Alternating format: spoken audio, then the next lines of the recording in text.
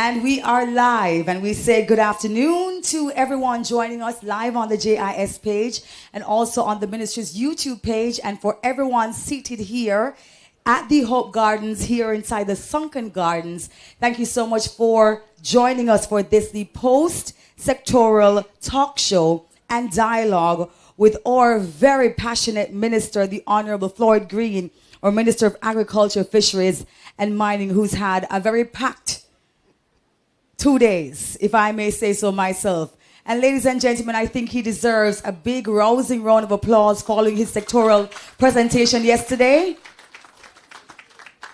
And also the launch of the JAIF yesterday evening. Anybody inside here was in attendance? Yes, it was a good event, right? Absolutely, we have so much to look forward to come September. And don't worry, you'll get all the information that you need to get about what's going to be happening in Montego Bay. Now, ladies and gentlemen, our focus for today is to critically analyze and discuss Minister Green's sectoral presentation, which encapsulates the theme, a new era of transformation and resilience. We're talking about the new face of agriculture. And as such, we will be unpacking the minister's speech, seeing what is in it for all of us, not just for you, not just for me, but for everybody. We're talking about, of course, the announcements that he dropped yesterday. And trust me, he dropped quite a few. I don't know if you can recall everything, but I know it left many people very excited. And so we want to be able to discuss all of that today as much as we can, because I know that the minister has some obligations right after this.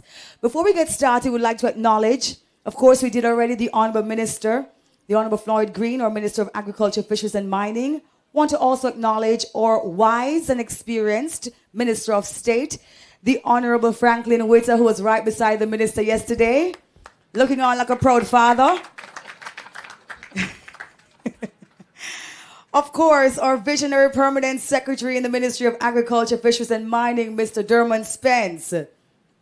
We have to clap, Sir Spence, come on. Heads of agencies, CTDs, and other members of the ministry, industry stakeholders. We have some members of the media here with us, or guests who are here. I know we have farmers in the house. Farmers, are you here? Come, farmers, make some noise. We have members in the fisheries sector. That's right, we're not going to forget about you. Members in mining, it's your week. No, man, come, we can do better. I said it's your week, minors. It is your week. Well, welcome to the show, everyone. Welcome, welcome, welcome. Yesterday's presentation, wow, what can we say, man? It was one that really embodies longevity, and so we have to get right into it. Minister, you know, when the team gave me this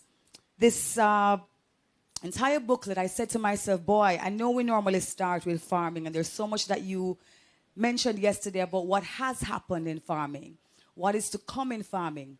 But of course, because it is the Miners Week, I'm going to start with mining, if you'll have me, sir.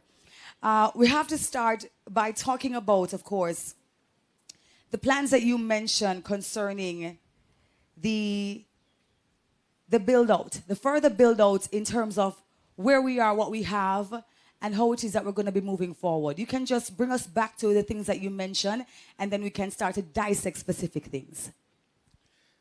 So firstly, thank you, Debbie. Always a pleasure to talk and engage with you. Good afternoon, everybody. And let me big up everybody who's watching online, the various platforms, YouTube, TikTok.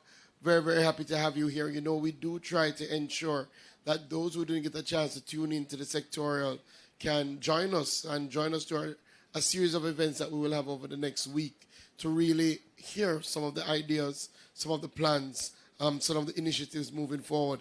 So we are in Minerals Week, and I first want to start there because we brought back Minerals Week last year. Minerals Week is really a celebration of our mining sector. And last year we got off to a good start, and this year it has been going extraordinarily well.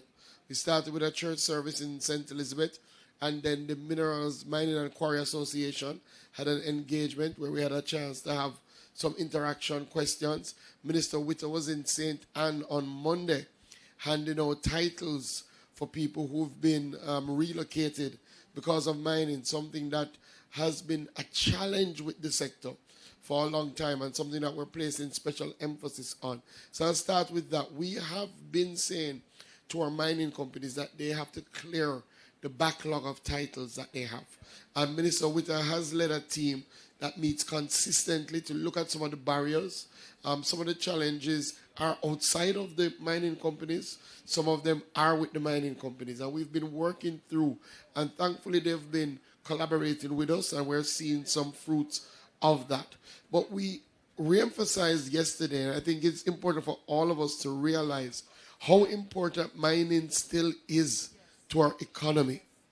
And the fact that we would have raised $600 million in royalties from our mining operation last year, that our mining sector grew, in fact, last year, and that when you look at our GDP and when you look at our growth, our mining sector contributes significantly to that and to our exports. So it's important for us to keep our mining sector growing. So we have been meeting with our various companies. We have 3 bauxite mining companies now, 2 that do alumina. So we've met with Jamalco, we've met with Yuaton, just to see what are their plans. And I would have announced yesterday that Jamalco is looking to expand almost 3-fold over the next 3 years to reach 1.4 million tons of bauxite that they will process, which will really augur well for us as a country. But outside of that, we spoke a little bit about Alpart. As we all know, Alpart has been closed now for a little while, right before COVID, and then COVID came. Minister Witter and I have been in consistent dialogue with the owners of Agro-park, Gisco, regarding reopening. We are seeing some positive signs. Last time we met with them, they indicated to us that they're going to hire about 300 people to do some asset verification, and they did that. And that is a good sign. And they've said to us they want to start a sort of phase work towards reopening towards the end of this year. So we're looking forward to that. The other things that we spoke about quickly in mining, well, our limestone sector is very, very important, and that's growing our industrial minerals. We're working on an industrial minerals policy that we intend to finish this year.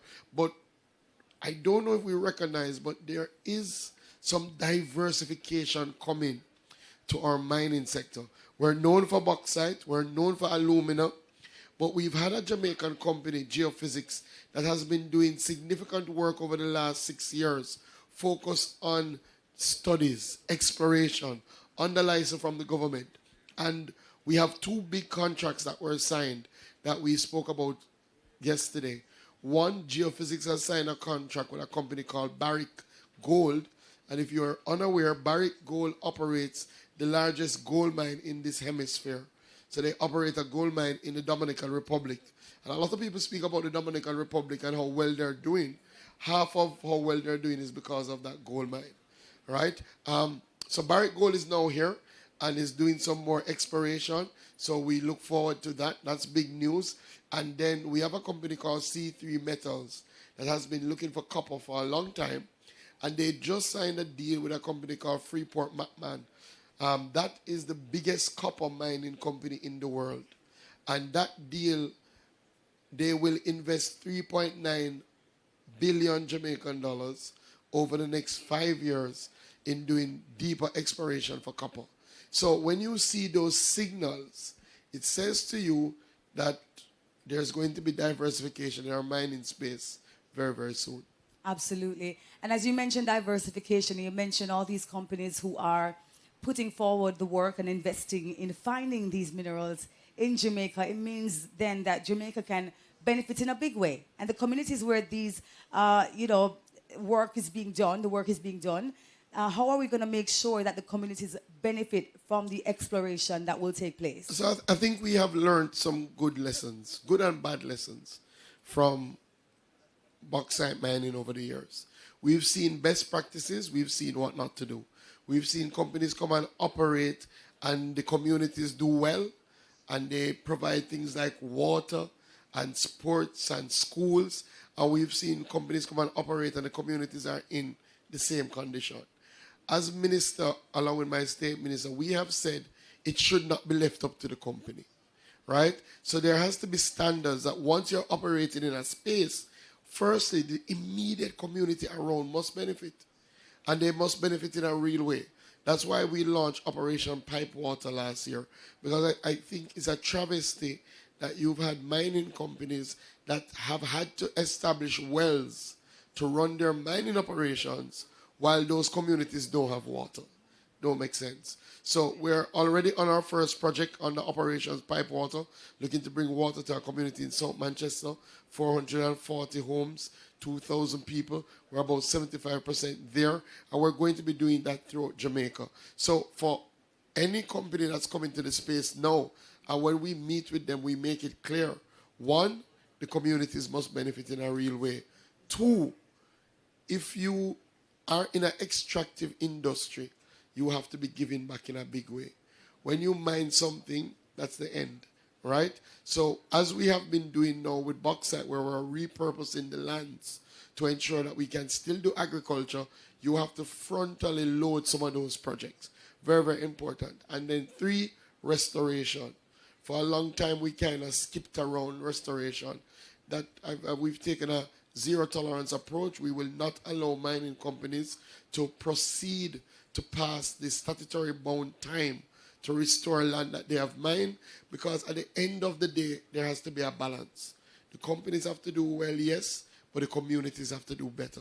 Absolutely. And are there incentives for young people who are wanting to learn more about mining? Or, we have so many kids in all, different institutions, tertiary institutions. One of the things that we have said to all our mining companies, we had a very good project with Gisco Alpat, where they literally took some youngsters, put them on scholarships, sent them to Russia to learn. And all of those youngsters, even though Gisco closed, all of those youngsters are now gainfully employed throughout the world.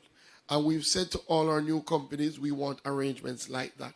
Already both companies, both Barrick and Freeport, have said they are willing. So you will see very shortly a new series of mining-related scholarships, internships, where young people will be able to work in the space, learn in the space, and then be employed in the space. The final thing I'll say, one of the things that we don't talk about, as an employer, mining pays the highest average wage, right? So, when people get employed in mining, they tend to do well. And I'm telling you from experience, because my grandfather worked in mining for about, how much years, Frank? Minister Witter knows him well, about 30 years. And it wasn't a high-level position, but he was so well compensated that, I'm going to say none of his wives, but he had a wife and she passed and he remarried. None of his wives worked, and all his 6 children were sent through college. And that's because of mining. So, sometimes we give mining a hard time, and we understand some of the companies don't really operate up to standards, but a lot of families have benefited in a big way. And I can tell you, my family has benefited in a big way from mining. Well, sir, if your story is anything to go by, for the gentlemen who are wondering, what to do to sustain their family or families, mining is the way. Mining is the way. You heard from the minister himself. Minister, we are a couple of days away. June 1 marks the beginning of the hurricane season. And literally June 1 is on Sunday coming. Last year taught us a lot. It brought into focus how prepared we were and the things that we needed to improve on. Can we dive into or bounce back? Because we faced Beryl, and then there was another one, Raphael, shortly afterwards. Yeah, last year was rough, man. Yeah.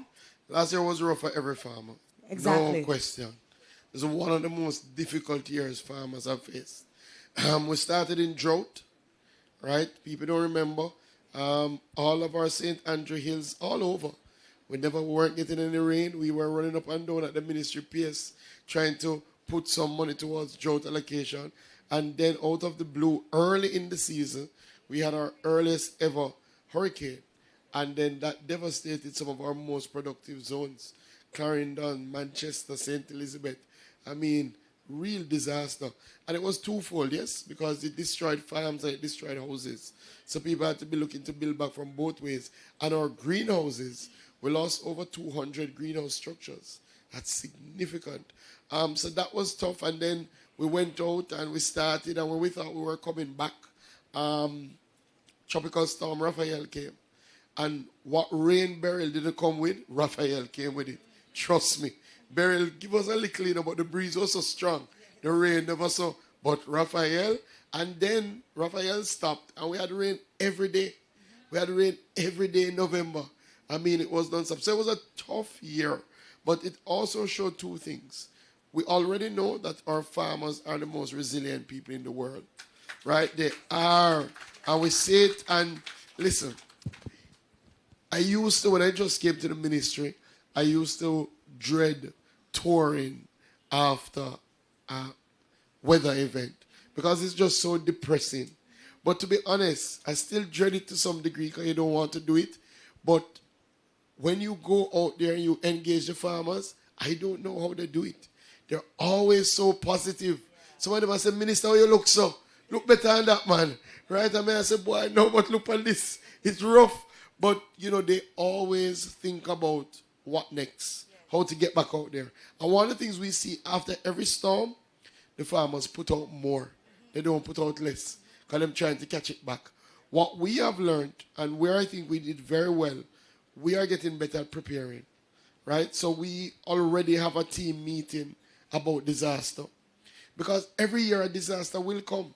Either drought, either hurricane. So it makes sense we prepare. It makes sense we stockpile. So we were literally able to get out 2 weeks after burial. Literally. 2 weeks after burial, we were in a church, in Flagaman, giving out seeds and saying, boy, we know the house damaged, but if you can't go back out there, go back out there. And people went back out there.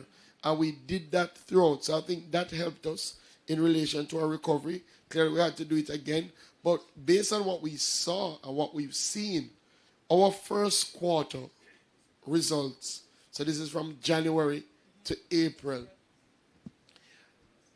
we have our highest production numbers ever for this quarter.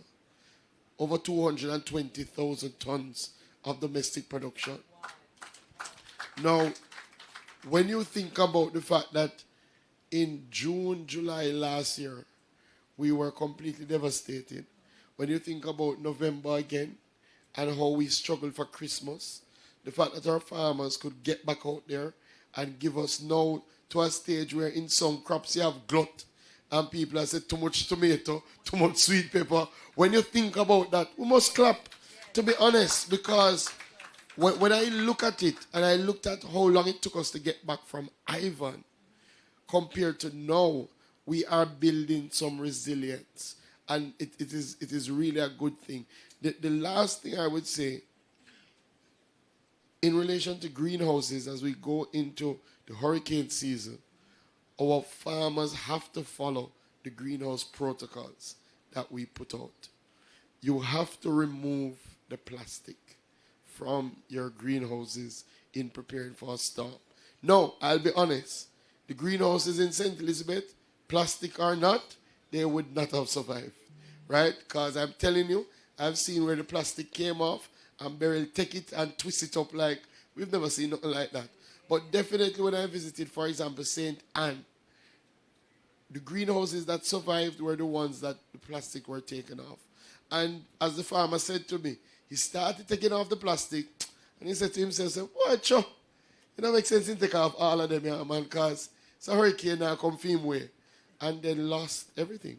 So we have to follow the protocol. So we're going to ramp up our disaster communication as we go into the hurricane season. Yes, and for the persons who are not yet registered, and are able to access the things that the ministry has put in place, talk to them and tell them how they need to, the importance of registering and the importance of getting on the database for the ministry. I think more and more people appreciate that you have to register. Yeah. All of us know, especially as members of parliament, we have good farmers who have not registered. But the reality is that unless you register, even when we help you, we get slack for it.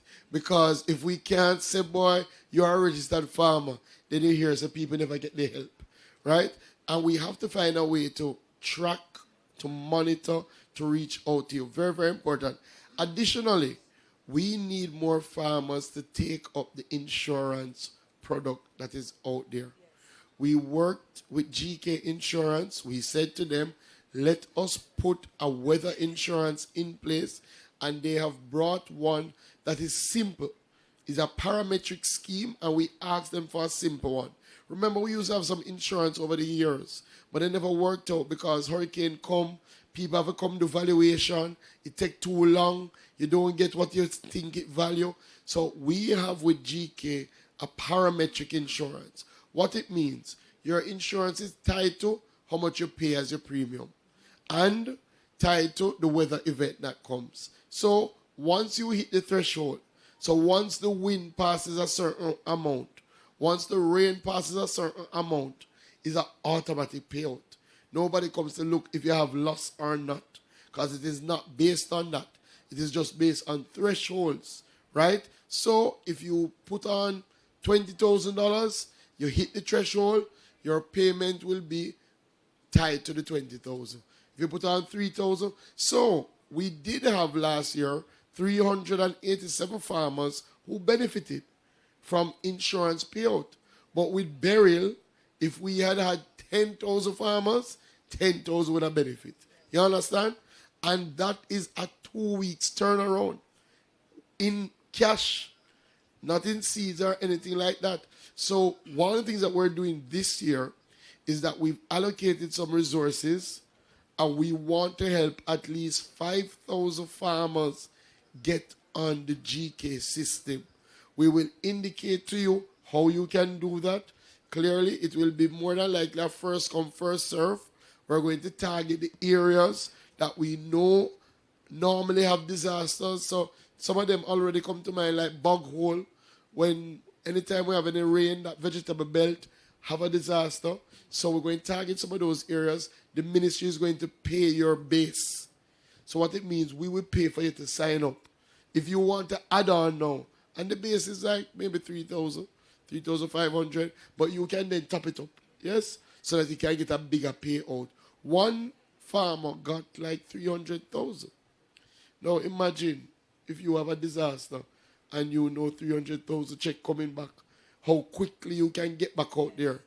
And you know, after a disaster, the man who gets up the quickest is the man who is the richest.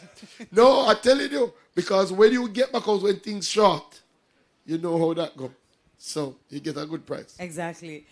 Just to say, for the persons who are watching us online, thank you so much. But again, you are able to add your questions in the comment section, because we will be able to take them. And for those here, if you have questions, just write them down, please. We're going to be able to open the floor soon enough so that you can ask them. Minister, we're talking earlier on, before we started, about the fishery sector and mitigating and getting prepared for the hurricane season. What are we doing for our fishers as we approach the hurricane season? You know, we must celebrate our fishers, and we must celebrate the National Fisheries Authority. We did see a high level of compliance for burial, especially in relation to fishers bringing in their boats. It's one of the things that we always worry about. One, them being at sea, clearly is always a big worry, but then them leaving their boats in spaces where they can be damaged. And I remember the day before burial, the Tuesday, I went around my fishing beaches, and everybody was on a mad rush to take their boats in, and that helped. We had very little fishing boat damage. We did have some structural damage, which we couldn't have avoided because of the wind, but that was a good thing. I think part of that has to be because of our increased communication. So we now have an active VHF radio system. The fishers can tune into various frequencies that we send out regular weather reports every day. It is not a hurricane thing, right around the clock. In fact, Dr. Bellamy, who is here, has his radio. I'm sure somewhere in his car. He was supposed to give the minister one, but I'll know, right? So we are trying to do a better job of communicating with our officials and to say to them, take heed. So again, I would encourage our officials, ensure that you tune into our various frequencies, get that communication, take heed of the warnings. Clearly, we are out under our fishing beach rehabilitation program, rebuilding some of those structures. We have gotten some good help from the private sector in some areas. JBM, Jamalco, has helped us in that Clarendon area to do some beach cleanup, because cleanup was a big thing. Windalco, and very, very important. So we're happy for that. Our beach rehabilitation program now has about 5 beaches presently under construction. We're doing some work in Paji. We're doing some work in Great Bay. Great Bay would have lost their cultural center. We're setting it back up. We're doing some work, priority all over the place. So to our officials, hurricane season is coming. Listen to the notifications and ensure that you come in. Absolutely. You heard it from the minister. Minister, one of the things that is very exciting, or one of the very exciting points coming out of yesterday's presentation, was your announcement of the ambition to place an agro-park in every parish. And for some persons, they're saying, is it even possible? Is it even going to happen? But we have made some headways already. Yeah, man, to be honest, we're not far off. I think we maybe are about 10 parishes, 9, 8. We're not far off. All right, what I have recognized is that in every parish you go, you have people who are interested in agriculture and are saying, how can we get some land to do agriculture? That becomes a barrier, especially when you go into parishes like Hanover, parishes like St. James, and even Westmoreland, right?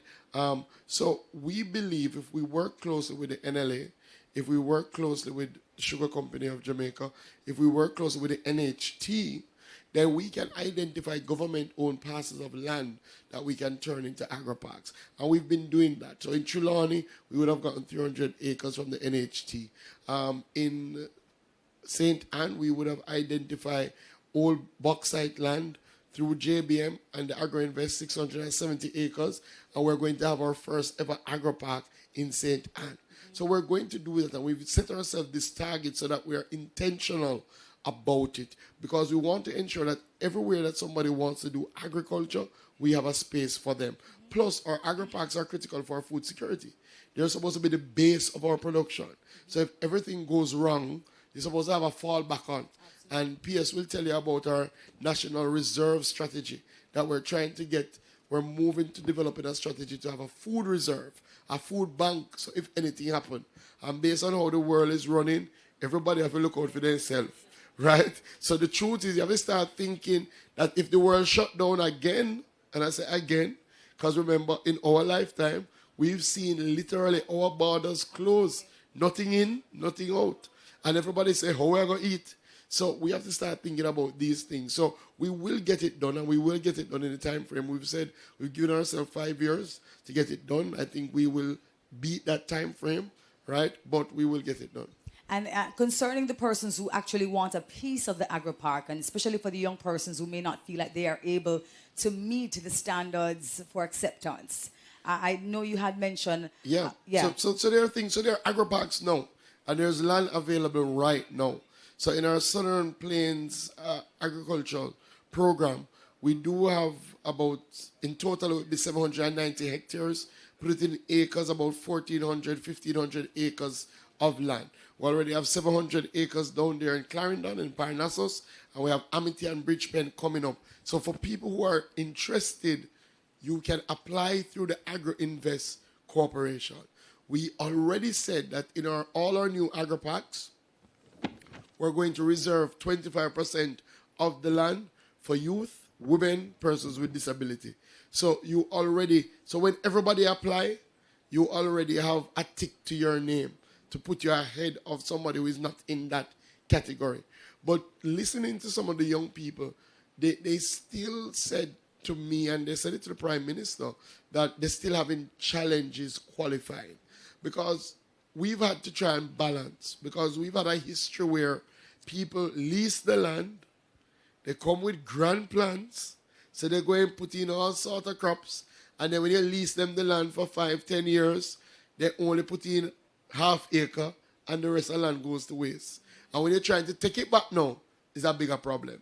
So we've put in some requirements to say, if you're going to lease the land, show your business plan, show that you have money in the bank, at least a certain amount to be able to take on the enterprise, those things are critical. But we do appreciate that some of the young people have challenges. So what we announced yesterday is a new youth Agro-park starter program for our young people. And what we will be doing for youth who are looking to come into our new Agro-parks, we're going to cut your lease rate in half for the first 2 years of your operation in the Agro-park, right? Secondly, the requirement is if you're going to do 5 acres, 10 acres, you have to show us that you have 70% of the money to undertake that investment. We're cutting that for youth to 35%. And additionally, we're going to say for the first year as a young person, we are going to do the land preparation for you free, up to 2 acres, right? And we're going to provide you with the inputs up to 2 acres. So we believe if we give you that start, you should be able to now take that and expand. So that's our new program. Absolutely. I think that deserves a big round of applause. And as we think about our farmers, Minister, one of the things as well that came out of your presentation was the pension scheme. Because we have farmers who are up in age, their bodies don't, work as they used to. It becomes harder on them. Let's talk about the provisions for our maturing farmers. Yeah, we have been on a drive, and we probably don't speak about it enough, but we've been on a drive to deal with the social protection framework for farmers. Because I think sometimes we consume the meals, but we don't think about the people who bring the food to our tables. And when I went on my first listening tour, I remember multiple farmers stood up and said, Minister, no matter how we try to get health insurance, we can't get it because it's just too expensive, it's not working out. So we sat down with the health companies, we sat down with the insurance companies, both Sectoral, Guardian, and we said there must be a way that we can organize a group health and life insurance policy for our farmers. And thankfully, that is operational now.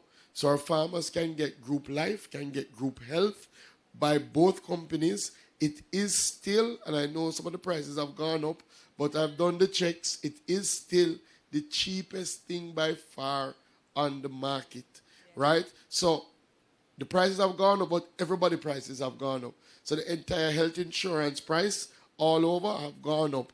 But one of the big pluses with our program is that you don't have to do the medical. It's an open registration. Any other health insurance you could sign up for, you have to go do your checks. And then after you do your checks, then price the insurance, right? So we've done that. But we do recognize there's another element. And that is especially our smaller farmers who operate on small plots. They oftentimes cannot retire. They keep going when they're 70, 80, even when they don't want to, because they don't have anything to fall back on. And to be honest, we recognize if you had provided them a space, because all of them, when you see them 80, they've been doing it for all 50 years, for all 60 years, from them teenage come up. So if we had provided a space for them, that they could put something down in a structured way, so that when they reach a retirement age, they can say, you know what, I'm going to retire.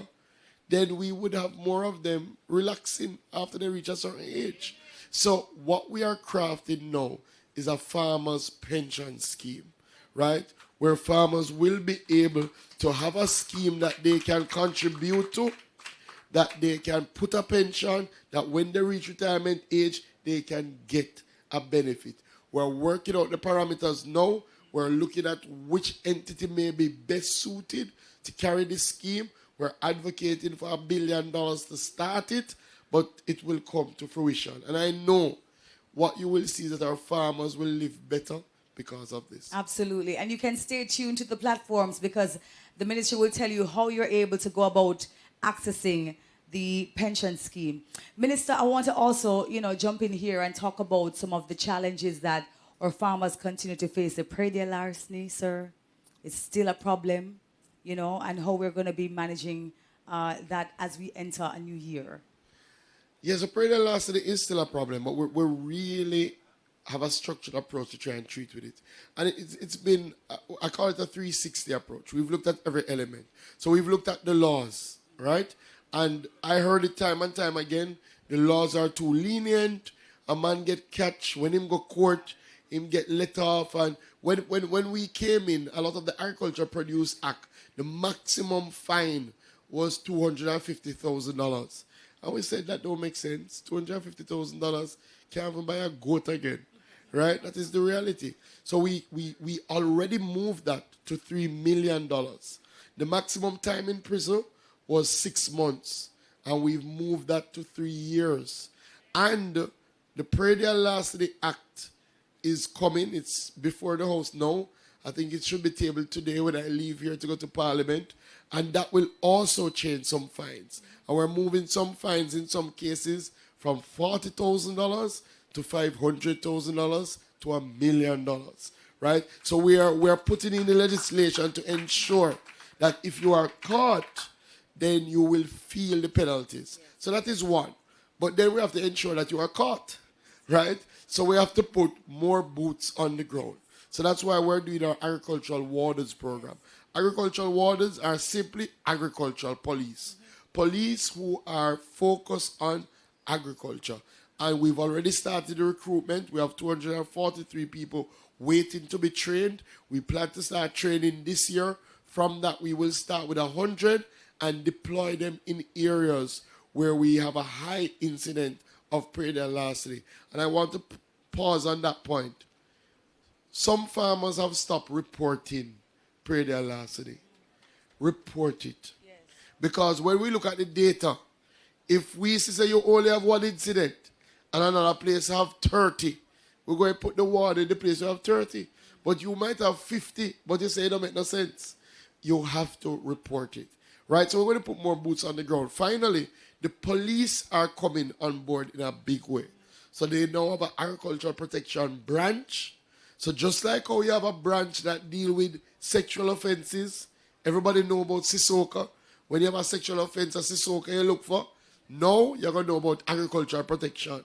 So when you have an agriculture-related crime, you will look for that area with praedial larceny units, with agricultural wardens, and they're going to be introducing a drones unit that will help with surveillance. And just to say, we are seeing some success. We saw arrests increase between 2023 and 2024. We saw arrests increase by about 80%. Vehicle seized, one of the things we've been saying, if you stop a man in a vehicle and he's involved in praedial larceny, take away the vehicle. In 2023, we seized 8 vehicles. Last year, we seized 28 vehicles. So we're moving in the right direction. The other thing we're saying to you farmers, form farmers watch groups. It works. Talk to the farmers in Trelawney. They had a massive praedial larceny problem. Went in there, and I want to big up his senior or superintendent Pasco, right, who went down there with the team. They formed the farmers watch groups, and they haven't had, knock on wood, but they haven't had any reports since. So we are really taking a 360 approach to praedial larceny. Love that. Love that. I think that deserves a round of applause. So happy to hear about that. And, Minister, I want to ask you about the announcement yesterday about how we are treating the supply of lobster off-season. Yeah, that was a big one. Because that was a big announcement. And I know persons who come to Jamaica and say, boy, them can't get no lobster because it's not in the season. That was a big one. I see. That was a big one. Mr. Smichael and the NFA team is here. So let me just give you some background quickly. So all of you should know that we have a closed season for lobster, right? So normally you can fish and sell lobster during a certain time of year. Now, for example, we are in the closed season for lobster. So we're in the month of May, April, May, June. You are unable to fish or sell lobster, right? We have a closed season because we have to ensure that we protect the lobster so that they can reproduce, so that we can keep having lobster forever and ever.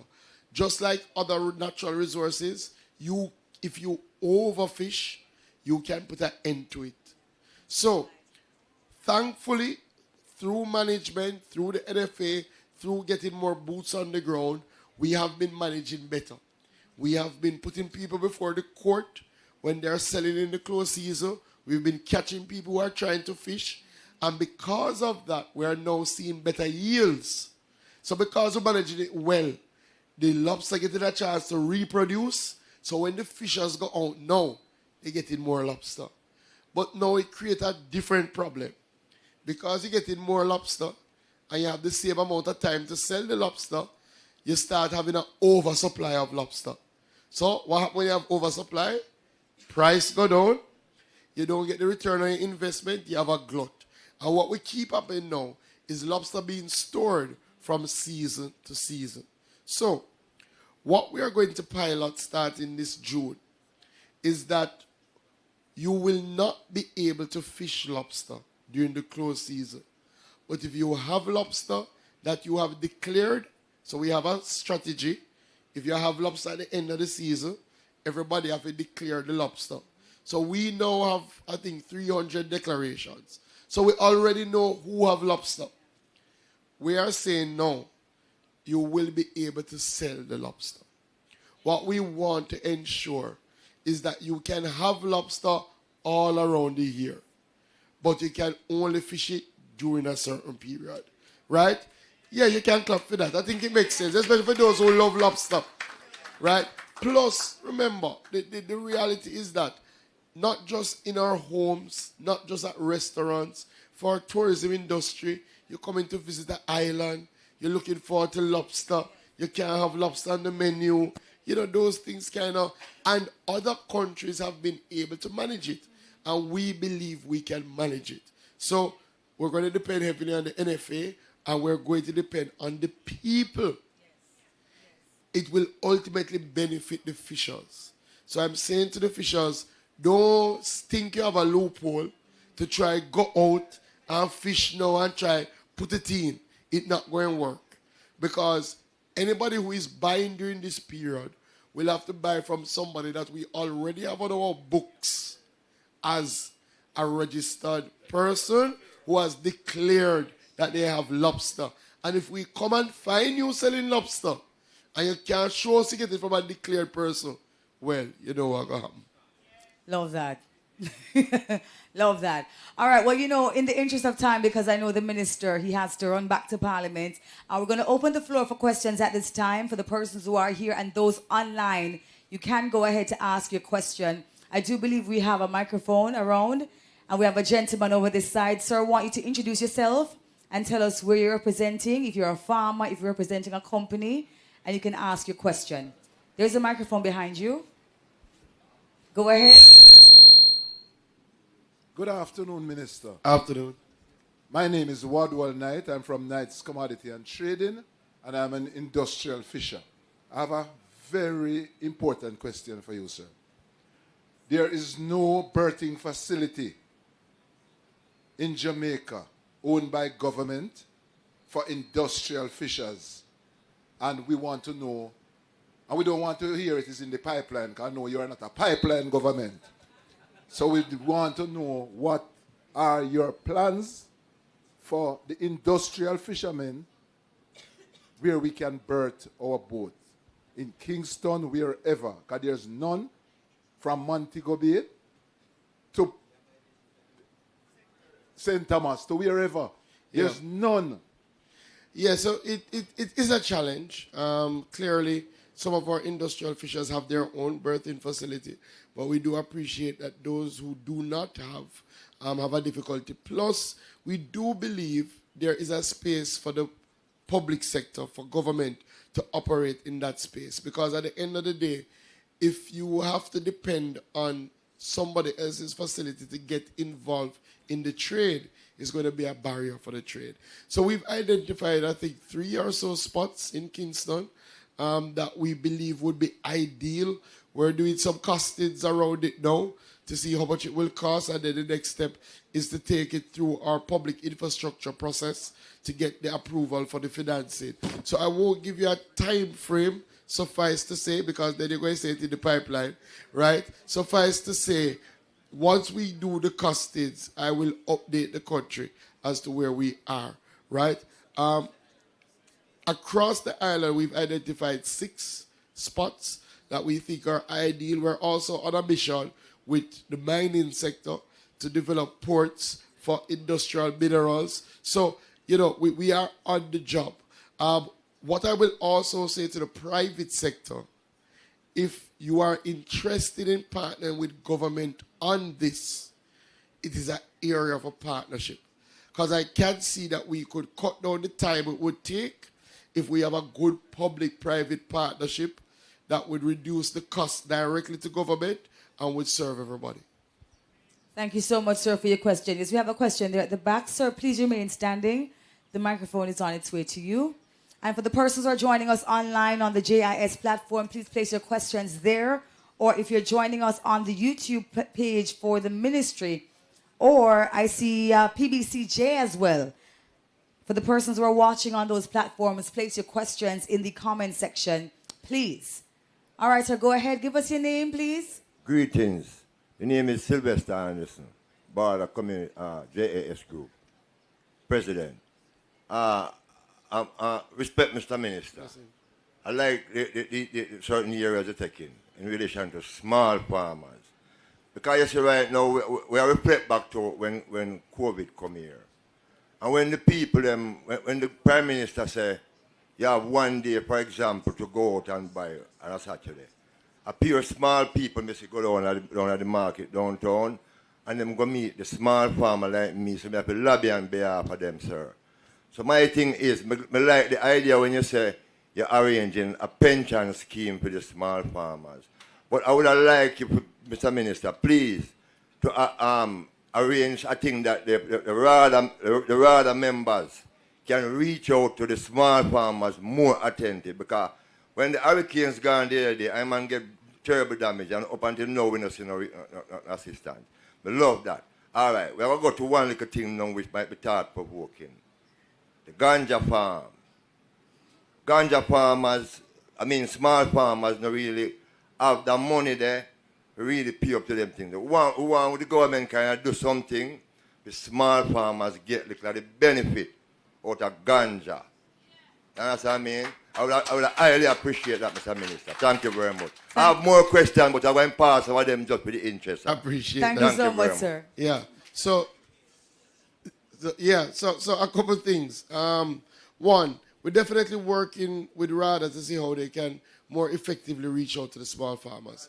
Yeah. And I'm going to come to something with the JS, right? Part of what we realize is that we do have to put, again, some more boots in our extension services, right? So I would have spoken to yesterday that we're going to bring forward assistant extension officers, right? And what we're going to do is do it in 2 ways. We're going to look for some young people who are interested in agriculture, who have studied agriculture, put them as assistant extension officers so they can get the training, put them in areas where you have a lot of farmers so they can work with those farmers.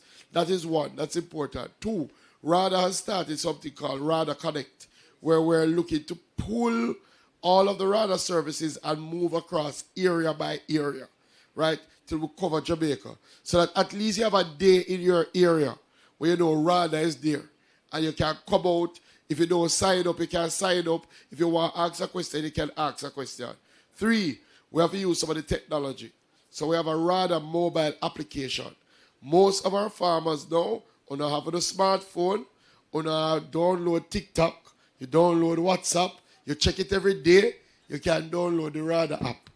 Because the RADA app will allow you to, for example, take a picture of your plant and say, me don't like how this look. What is happening? And you send off that picture and a man don't have to come to your farm. He look at him phone and he say, but this look like trips. This is how you must deal with it. You understand? That is something that we have to get done. And we're going to try to get more of you to sign up for that. Additionally, small farmers are facing challenges with the cost of inputs. Fertilizer, chemicals, seeds, right? We're going to be working with the JAS. Because what we realize, we're going to have to get in this space and give some competition in this space. So what we're going to be doing is twofold. We're going to set up some more JAS shops where farmers will be able to go to get inputs at a discounted rate. Because government is going to work with the JAS to find cheaper sources to facilitate them bringing it in so it can be cheaper to the farmers. That makes sense. Additionally, the government has said that we're taking GCT of seeds so that ultimately seeds can be cheaper for our farmers. So we're taking a full approach. We're restructuring RADA as well. So we are really trying to ensure that the small farmers can be more productive. In relation to ganja, we're working on it. I want to say in another few months, right? You know, the GCTT is a process. We've had meetings with the Ministry of Finance. She will have to come to Parliament with a legislation to remove it. We far down the wicket. I won't give you her time frame, but we far down the wicket. And I know, see, one of the seed suppliers asking, because I know it will really augur to the benefit of, even the suppliers want it, quite frankly. Ganja. All right, so ganja does not fall under this ministry, right? It's under the Ministry of Industry. Nonetheless, there is a plan to get more small farmers involved. I agree with you wholeheartedly. How the requirements were established, it would be very difficult for a small farmer. So we did do 2 programs, alternative development programs, where we worked with some small farmers to see what is the best model. I know that the Ministry of Industry is almost there. So I expect that in another few months, you will hear a new approach to getting in the small farmers in ganja. I will tell you my belief. That is how we're going to really move the ganja industry forward. So I'm telling you, I work on it. All right. Thank you so much for your question. Thank you so much, Minister, for your response. And just to tell you that the RADA app works. I have it on my phone right here, and trust me, it works. It asks for your RADA ID, and you just put that in. There's a lot of information on here. So if you have YouTube and TikTok and all of these other social media applications on your phone, you can have the RADA application on your phone as a farmer. That's all I'm going to say about that. But really and truly, get the RADA app. It works. It's not just another app that's out there. I want to just bring in quickly, before we take another question on the ground here, somebody online asked a question. I want to just involve them at this time. They're asking about the pork industry in Jamaica, Minister. Kirk Gibbon, I believe, or Gibson. He's saying that pork is one of the highest consumed meat in Jamaica. Are there any programs aimed at pork farmers and the industry on a whole, he says?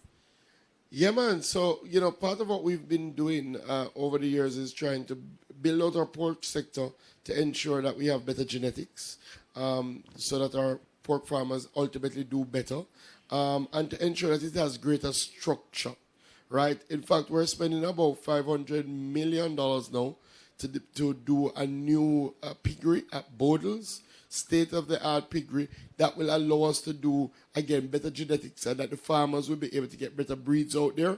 So we'll be able to distribute in a much more consistent way. So we are focused on our pork industry in a big way. In fact, we want to become a net exporter of pork, right? As it is now, we're self-sufficient in pork, right? But what happens, and I'll be honest, what happens oftentimes, pork is one of those sectors that when the price go up and look good, everybody get a 1 pig and put it in their backyard. And then we have a lot of pork and the demand don't go up. And then the price go down. And then everybody say, you know, we can't bother with this pork here. We come out, we keep going through those cycles. So part of what we want to do is a little bit more structure. Like how we have a well-structured poultry sector where you have contracts, you know who you're supplying, you know if you look into the pork for ribs, if you look into the pig for ribs or other cuts, bacon and things of that nature. That's what we need to see now in our pork industry. Thank you so much, sir. All right, the question that we have here on the floor, there's a gentleman over this side that had his hand up for some time. Can we have the microphone? Yes, go ahead, sir. What's your name? Good afternoon, everyone. My name is Your Dean. microphone's a little low. Can we ask the tech team to just increase the volume, please? There you go. Go ahead, sir. My name is Dean Jones, and I'm the board chairman for St. Thomas Rather. Minister, what I want to ask is that when are we getting a pool vehicle down there? I was not here for your presentation, so I don't know what was said before. I don't know if I'm speaking out of term. So I'm asking, when are we getting a pool vehicle for the Rather in St. Thomas? And when are we getting another plow tractor? Because the one that we have down there is presently down, and we are under pressure as it relates to the tractor. They are beating us bad down there. Well, all right. So you said a number of things. If the tractor is down, we have to get it back up running, right, as quickly as possible. So Dean, and I'm very happy, and I want to commend all the RADA board chairpersons who are here.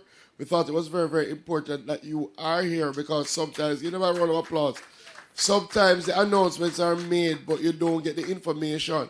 And you are the ones we depend on to ensure that out in the field, whatever has been indicated is happening. Very, very important. Because the farmers don't miss the announcements, you know. Trust me.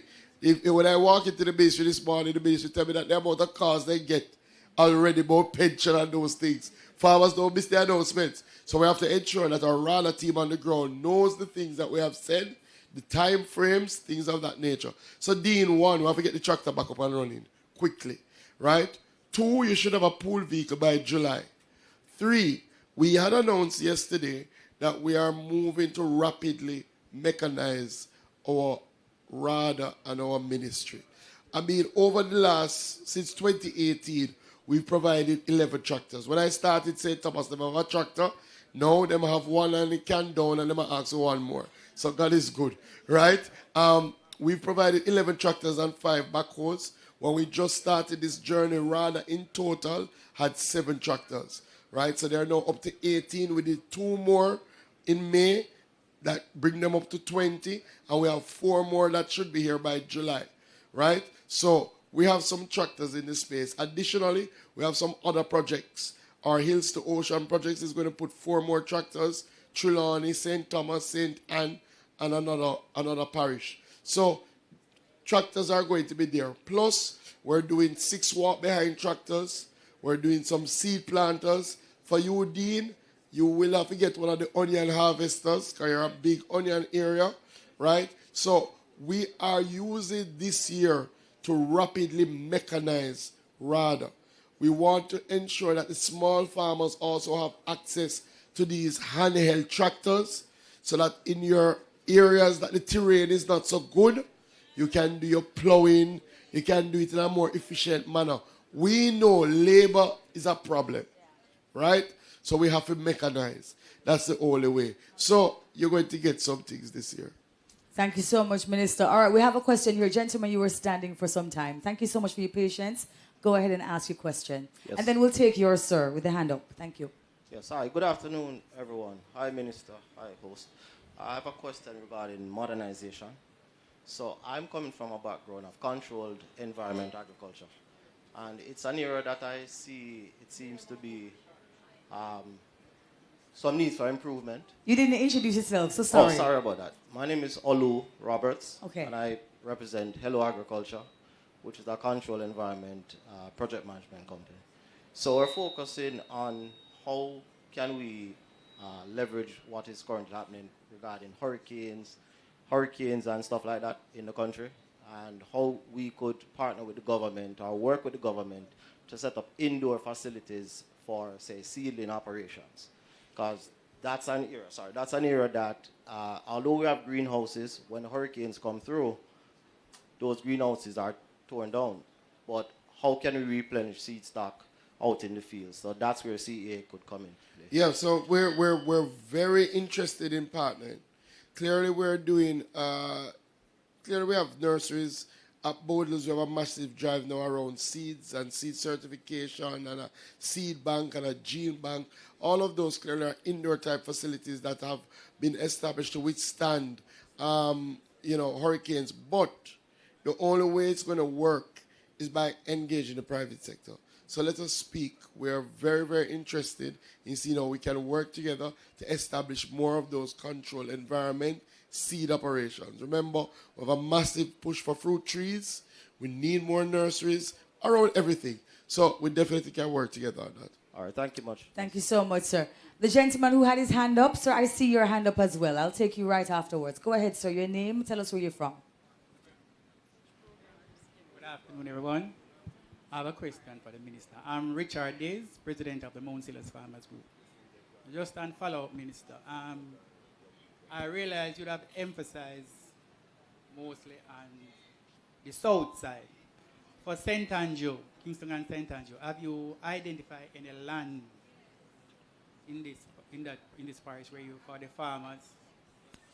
So that's why I said yesterday, and we started, that we want to have an agro-park in each parish. So it was easy to do them on the South Belt because we already had land under our control, right? Under the Ministry of Agriculture's control. So it was easy to do that. Some of the other areas, it hasn't been so easy because you have to identify the land. The direction that we're going is that we are working with the NLA to identify government land that is good for agriculture and say to the NLA, you know what, give us that land to operate. So in every parish, including St. Andrew, we are on a drive.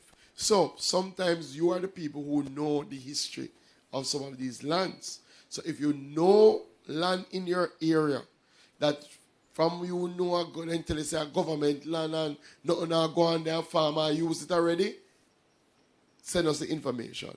In St. Anne, we went into an area, what's the name of it? Some hall. The area in St. Anne, AIC, Vivian Scully. What's the area? Harmony Hall. Harmony Hall. Harmony Hall was NLA land, but farmers were occupying it, using it for a long time. But when farmers occupy land like that, you know, they don't want to expand because they don't know if next week a man going to come and say. So what we did, we said NLA transfer that land to us. They did it. We issued 55 leases to those farmers. So now they have some tenureship. We want to do that all over. So if you know, we're looking. But if you know any, let us know. Thank you so much, sir. For the person who had, yes, you're standing right there. We saw one more hand over here. In the interest of time, though, ladies and gentlemen, that question is going to be the final question that we're able to take. All right, go ahead, sir. Yeah, good day, Mr. Minister. I'm from Port Royal. I am the head of the Fishermen's Department here. And there is a growing problem we have right now because whenever it comes to the hurricane season, what the fishers do is to take the boat around to the old Cold Wharf, in which it is now used by the Port Authority. Now we are getting to understand that the Morgan Harbour is now, want to claim that land. And we want to know now if there is some dialogue in which we know not of, because it's been years we have been using the air to pull up our boats, and it's much mangroves there, right, which is also protected.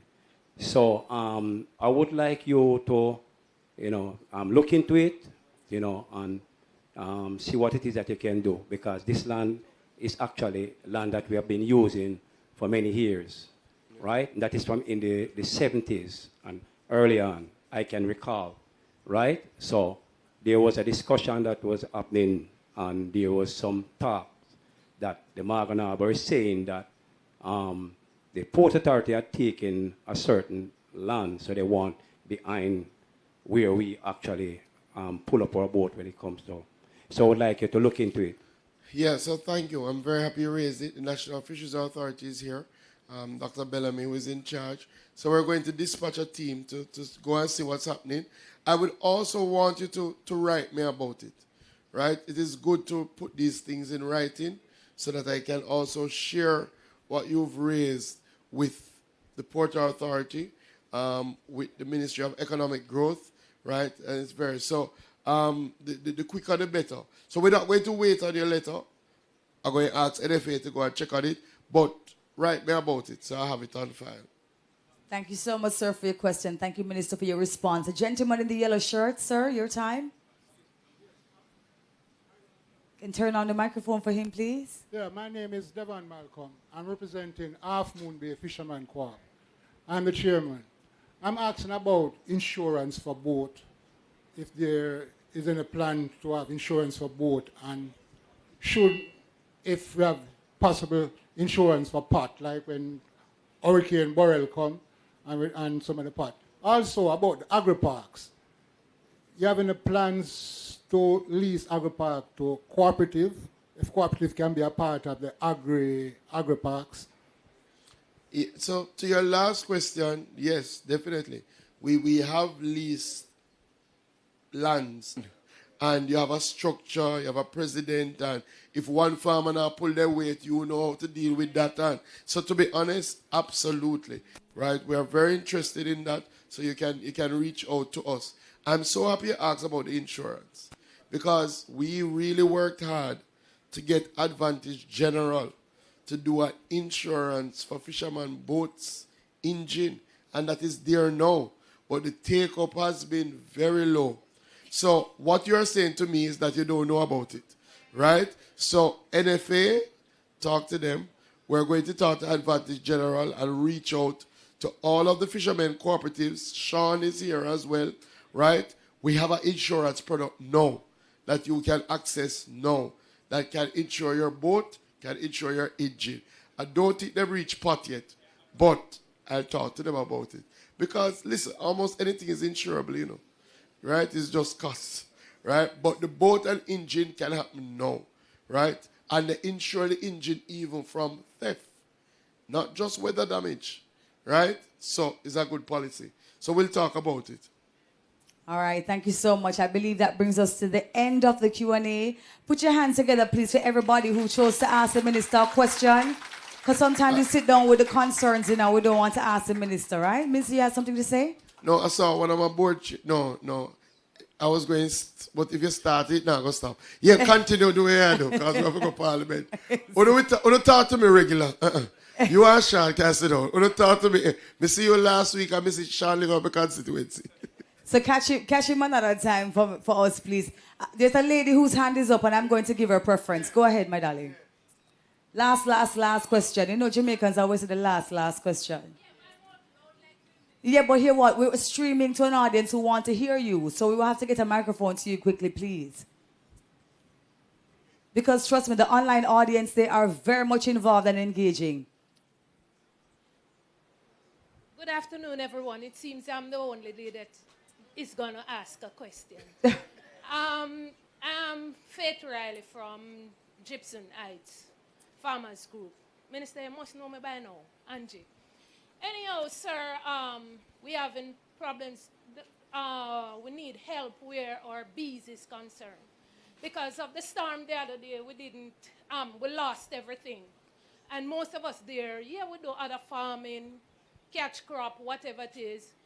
And also we do bee farming. At the same time, we do bee farming. Also here we have the president for Greenville Group. She has lost all her bee. So what can you do for us as bee farmers? Not only that, for the longest time I've been thinking about exchange program where bee farming is concerned. You ever thought of that? That's a good idea. It's a good idea. Yeah, bee exchange program to other Caribbean countries. It's a good idea.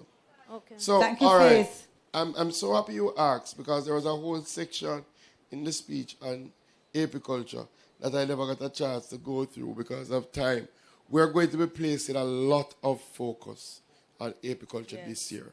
So yes, we will help you get back some boxes, right, automatically, so you can give us your information. Well, everybody know you, Angie, but still, give us your information so that we can put you on the list.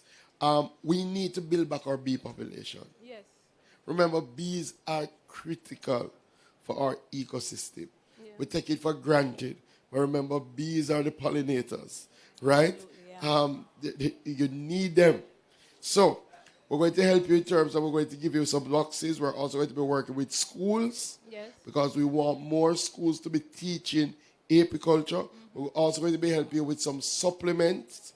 In fact, we've found some pollen supplements. We've found some sugar supplements. So we have a little package worked out for bee farmers. Okay. Right? What I would say to you as well, both of you, write to me on behalf of your group. Okay. We like working with groups, I know. right? So that we can say, identify some people, Yes. we start with them, and then we can keep it moving. So we have a whole, we've put aside some money this year for our bee farmers. We've done a lot of work on our apiculture laboratory at Bodles. We have a good apiculture program. I like the exchange. I like exchanges in general. So it's something that we can look on PS and see where would make sense. But we're going to be working with you. All right? Yeah, Thank you so much, Ms. Faye. Thank you for your question. That brings us to the end of it. And can you give our Honorable Minister a round of applause, please?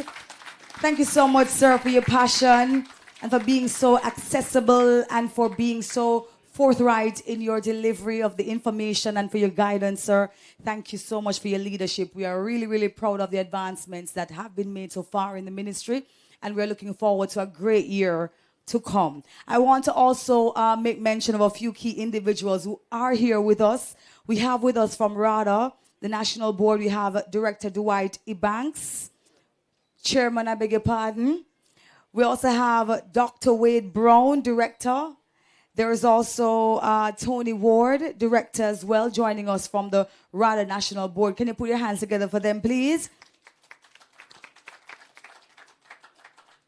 And I beg your pardon, but this writing look like a little prescription here. I'm going to do my best to make it out. Rose Dunkley from the St. Andrew Parish Advisory Board. Yes. Of course, Richard Heyman, Chairman of the Clarendon Advisory Board. Good to see you, sir, from a parish. Dean Jones, Chairman of the St. Thomas Advisory Board as well, who made it and asked his question. So we say big thanks to you. Before we wrap up, we have a video to show of what happened yesterday inside the sectoral presentation. Please take a look.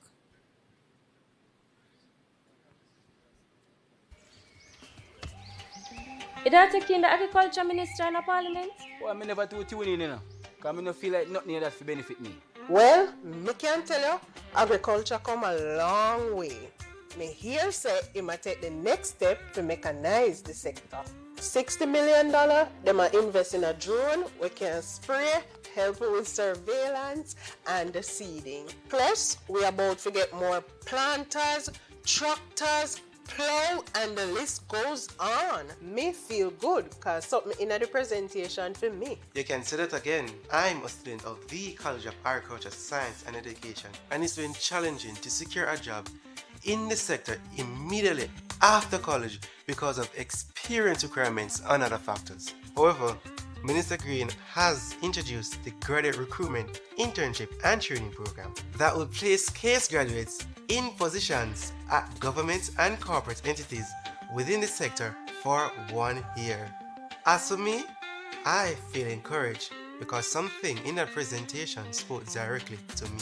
You did a listen to the minister talk about livestock and he never disappoint. 150 million towards imported hybrid animal.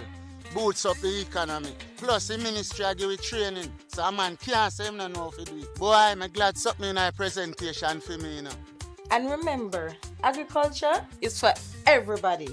I live in Kingston, but I still want to make the most of a little space I have. So I was happy to hear that the minister is expanding the backyard gardening program and will be giving away vertical gardening kits. We have to grow what we eat. I'm happy that there was something in the presentation for backyard farmers like me.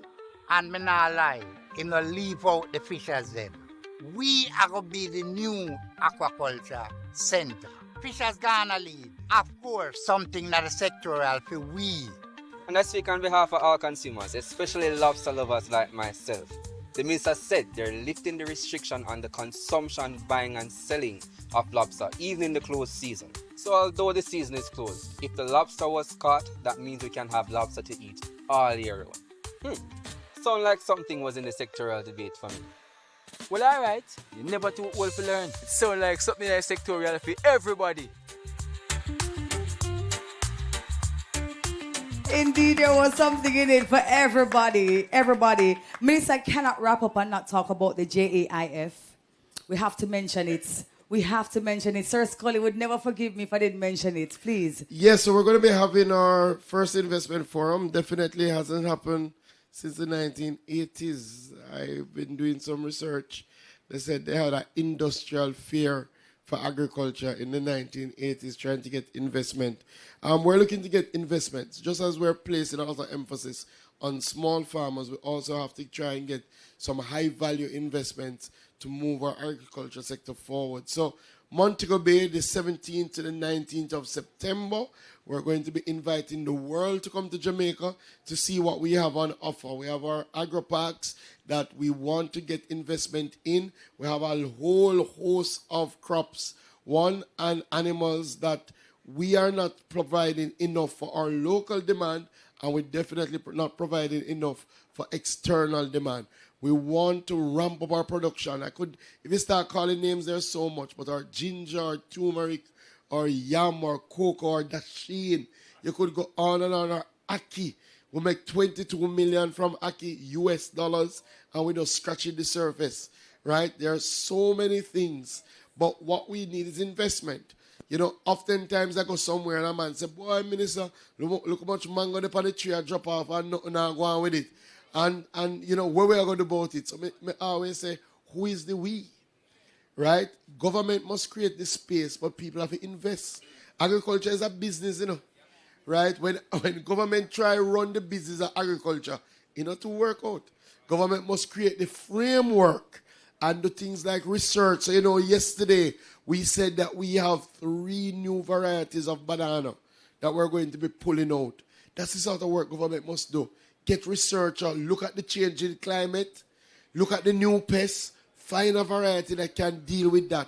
And then say, now that we have this variety, like how we brought in the MD2 pineapple, now we have this variety, we need investors to plant it out so that we can make the money from agriculture. So we want to focus a lot of our work on research, development, helping the small farmers who require more help, but we need some medium to big investors to move agriculture forward. So we have an investment forum.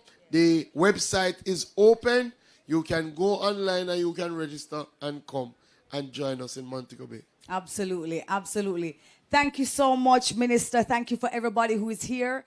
Minister, you know, I want to wrap up, but there's a little... Yeah, Minister has to wrap up. Minister has to go. I want to say thanks again to the Honorable Minister for being here. Thanks to our State Minister, the Honorable Franklin Witter. Thanks to our Permanent Secretary, Mr. Dermot Spence, the heads of agencies, CTDs, and all the members, all the industry stakeholders, all the members of the team at the ministry. Thanks to PBCJ, JIS, all the members of the media who ensure that this forum, this dialogue, this talk show went far and wide. Thank you all for being here, and thank you so much for watching. And please, guys, continue to choose Jamaica. Continue to choose our industry. Thank you so much.